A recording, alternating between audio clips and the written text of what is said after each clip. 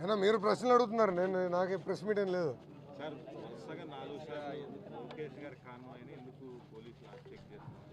మా గత 3 రోజులుగా 4 సార్లు బండిని ఆపారు. ఈరోజు పొద్దున ఆపారు, మళ్ళీ సాయంత్రం కూడా ఆపారు.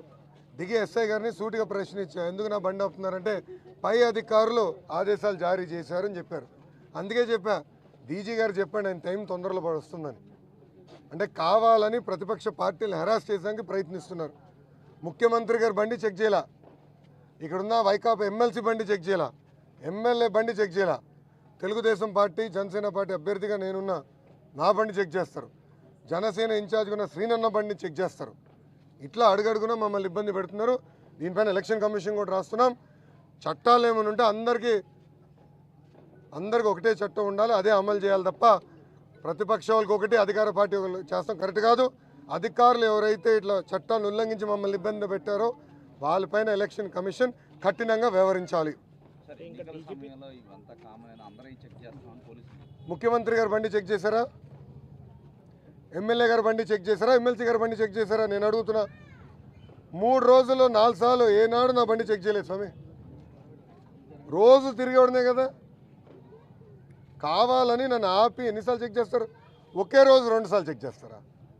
ఇప్పటికి ఉదయం సాయంత్రం. పొద్దున అన్నగారు నాతో చెక్ చేశారు, సాయంత్రం మళ్ళీ ఆయన బండి సెపరేట్గా చెక్ చేశారు.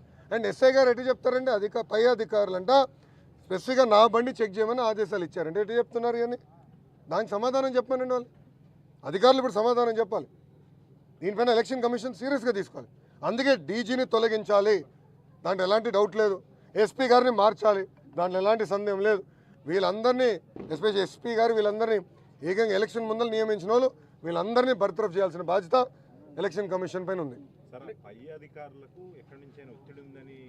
అరే ఎస్ఐ గారే చెప్తే స్పెసిఫిక్గా మా బండిలు చెక్ చేయమని ఆయనకి ఆదేశాలు వచ్చినాయంట, దాని మేరకే చెక్ చేశాను వాళ్ళు చెప్తాం జరిగింది. ఇంకా దానికన్నా ఆధారాలు మీకేం కావాలి?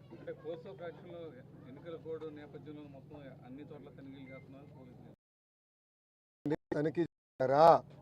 హనుమంతరావు గారు ఎమ్మెల్సీ గారు ఆయన బండిని ఎవరు జోలికెళ్ళ. ఎమ్మెల్యే గారు తిరుగుతున్నారు, ఎవరు కరకట్ట కమలాసన్ ఆల రామకృష్ణారెడ్డి గారు, ఆయన బండి చేయలా. ముఖ్యమంత్రి గారు బండి ఆపి ఇప్పుడు చెక్ చేశారా వీళ్ళు? మళ్ళీ మేము ఒకరు దొరికాం వాళ్ళకి.